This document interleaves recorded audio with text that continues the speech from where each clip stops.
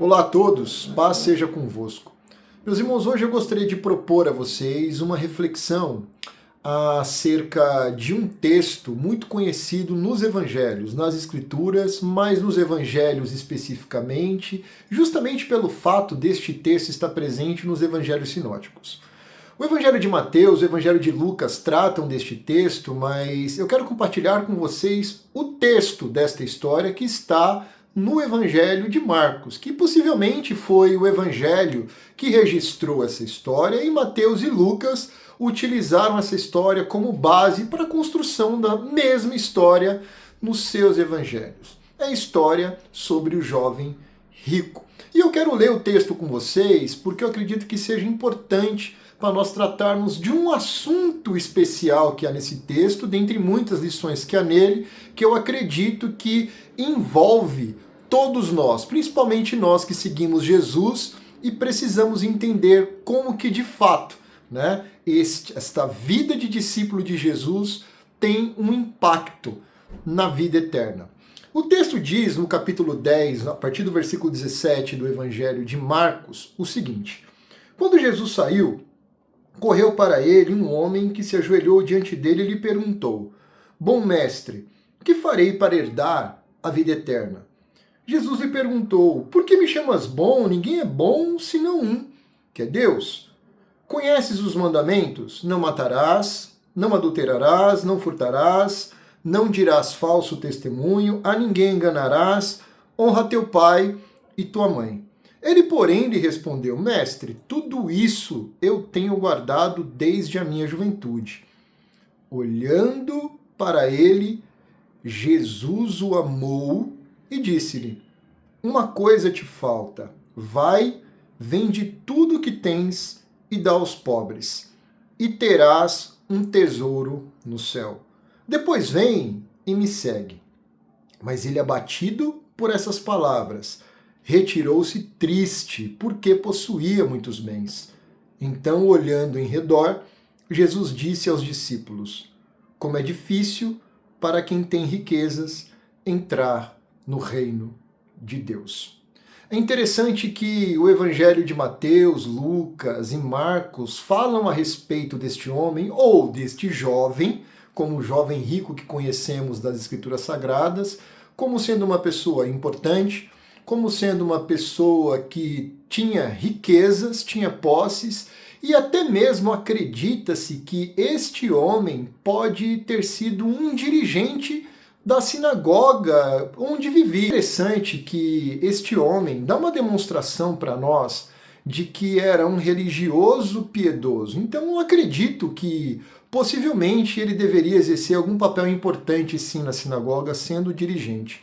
Porque ele procura Jesus, o texto diz, ele se ajoelha diante de Jesus. E ele pergunta para Jesus acerca de como possuir a vida eterna. Ele faz uma pergunta sincera para Jesus. Jesus, ele diz para este jovem, perguntando para ele: conheces os mandamentos? Não matarás, não adulterarás. Jesus, praticamente, ele lista os mandamentos que nós conhecemos como parte dos 10 mandamentos do Decálogo, principalmente mandamentos que lidam, principalmente que lidam com a relação. O Decálogo são mandamentos que lidam com a relação do homem com Deus e também com o seu próximo. Jesus lista alguns mandamentos do Decálogo e ele disse para Jesus: olha, tudo isso eu tenho observado, ou seja, tenho conhecimento desde a minha juventude. Aí Jesus diz o seguinte para ele, que é o ponto importante que eu quero tratar aqui com vocês, que eu acredito que há nesse texto para uma reflexão. O versículo 21 diz que, olhando para ele, Jesus o amou. Este jovem, ele tinha uma fraqueza. E a sua fraqueza era as posses que ele possuía, que ele tanto amava. Era o amor por aquilo que ele tinha.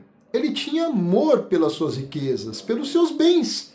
Porque Jesus disse a ele: uma coisa te falta. Depois que o texto diz, olha, Jesus o amou e disse-lhe: uma coisa te falta. Vai, vende tudo o que você tem, dá para os pobres e terás um tesouro no céu. Depois vem e me segue. Jesus, no Sermão do Monte, que nós encontramos no Evangelho de Mateus e também no Evangelho de Lucas, já havia ensinado que o homem deveria juntar tesouros nos céus e não nessa terra. O Sermão do Monte nada mais é do que uma cartilha para nós acerca de como deve ser o comportamento do discípulo de Jesus aqui neste mundo, mas com o conhecimento, com todo o conteúdo de princípios e valores que são eternos, que são dos céus. E Jesus dá uma lição dizendo, olha, vocês não devem juntar tesouros aqui. Aqui a traça, ela acaba com o que você possui aqui, né? Vai corroer o que você possui. Juntem tesouros nos céus. Jesus pediu para esse jovem fazer isso. Pega tudo que você tem, vende, dá para os pobres, depois você vem e me segue. Eu não quero aqui tratar acerca do que implica, né, este pedido de Jesus diante até mesmo do que nós conhecemos do que há dos 10 mandamentos, né, que dizem respeito, né, às implicações da nossa relação com Deus e também com o próximo. O amor está implícito aqui nesse pedido de Jesus, porque a partir do momento em que nós nos desfazemos daquilo que nós possuímos para poder seguir Jesus, nós estamos dando uma demonstração de amor. E quando nós passamos a seguir Jesus, este mesmo amor, ele passa a refletir no outro, nos outros. Era exatamente isso que Jesus estava pedindo para esse jovem. Vende o que você possui, me segue. Dá para os pobres o que você depois arrecadar com tudo que você vendeu e você vai adquirir com isso um tesouro nos céus. Mas o texto diz que porque ele possuía muitos bens, ele foi embora triste. Mas o amor de Jesus foi manifestado por este homem. Nós costumamos olhar para essa história até mesmo de uma forma muito negativa, né? Principalmente por conta da reação deste jovem diante do pedido de Jesus. Mas o texto aqui do Evangelho de Marcos deixa claro para nós que Jesus olha para esse jovem e ama ele, conhecendo onde estava a fraqueza desse jovem. Jesus demonstrou todo o seu amor por esse jovem, principalmente em um alvo, em sua fraqueza. Jesus sabia que o coração dele não estava nele, que o coração desse jovem de fato estava naquilo que ele possuía. Mas a demonstração de amor de Jesus, mesmo assim, ela existiu, ela existe. E é interessante isso porque muitos de nós nos vemos diante do Senhor como pessoas indignas, sabendo de fato que temos dificuldades de seguir Jesus e dar uma demonstração verdadeira e honesta de que nós o amamos, de que nós estamos seguindo a Ele, estamos servindo a Ele, adorando a Ele como nosso Senhor, como nosso Salvador. E temos dificuldades, às vezes, de entender, né, a graça e a misericórdia dele por nós. Mas olha como este texto sobre o jovem rico nos dá uma lição acerca disso. Porque Jesus olhou para esse jovem, identificou a sua fraqueza, a sua dificuldade, e mesmo assim Jesus o amou. Jesus nos ama, principalmente em nossas fraquezas, porque ele conhece todas elas.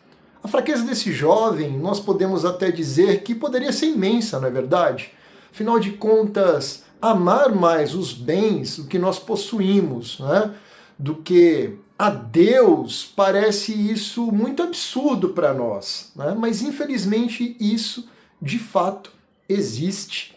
Este jovem, ele deu uma demonstração de que tinha interesse em saber acerca de como herdar a vida eterna. Mas aquilo que havia em seu coração, que era o seu amor por aquilo que ele possuía, foi o que de fato o texto aqui deixa claro para nós. Demonstrou aqui que era a sua fraqueza, e foi justamente essa fraqueza que o impediu de seguir a Jesus e de juntar assim um tesouro nos céus. Talvez nós não estamos com o nosso coração naquilo que nós possuímos, mas o nosso coração pode estar em outras coisas. O nosso coração pode estar nas pessoas que nós amamos, que estão ao nosso redor, como a nossa própria família. Nosso coração pode estar no nosso trabalho, nosso coração pode estar até mesmo num time de futebol, nosso coração pode estar até mesmo, a gente pode dizer hoje em dia, né, principalmente onde a palavra performance, né, as pessoas hoje elas precisam viver e demonstrar uma performance assim é sempre muito alta em tudo que fazem, como é o caso hoje de atividades físicas, estética e por aí vai. Talvez o nosso amor por aquilo que há entre nós não seja manifestado por aquilo que nós possuímos, mas pode estar sendo manifestado por outras coisas. Mas a lição que há aqui nesse texto é a de que essas podem ser as nossas fraquezas, assim como foi a fraqueza desse jovem. Mas Jesus o amou. Jesus nos amou. Jesus não perguntou para nós onde estava o nosso coração quando ele entregou-se na cruz para morrer por todos nós. Jesus não pediu para que todos nós abandonássemos o pecado para que ele pudesse depois ser crucificado, levando todos os nossos pecados na cruz. Isto é graça. Agora, depois que nós entendemos o significado disso, do tamanho do amor de Jesus e da maneira com que ele se manifesta por nós, não há como agir com verdadeiro amor. Talvez esse jovem aqui demonstrou a sua fraqueza, a sua fragilidade, para nos ensinar uma grande lição. Isso é palavra de Deus. A grande lição que aqui é: se a nossa fraqueza tem nos impedido de ir até Jesus e tem nos impedido de abrir o coração a Ele, precisamos saber que Jesus nos ama justamente neste lugar, nesta fraqueza, que é onde o nosso coração está. E se Ele nos ama com todo este amor, por que não, então, segui-lo, sabendo que Ele pode sim me dar força necessária para abandonar tudo aquilo que há ao meu redor, que é onde o meu coração está, e de fato me entregar a Ele que tanto me amou na cruz, que tanto oferece de misericórdia e graça todos os dias, não somente para mim, mas para todos nós. Então que nós possamos entender a lição que há aqui na manifestação do amor de Jesus por este jovem. Jesus o amou justamente em sua fraqueza. Da mesma forma, Jesus nos ama em nossa fraqueza. Essa é uma história que ficou registrada e que para nós hoje entendemos que é a própria palavra de Deus. Jesus manifesta o seu amor de uma forma que chega a nos constranger. Esse jovem aqui ele se retirou, mas a lição ficou.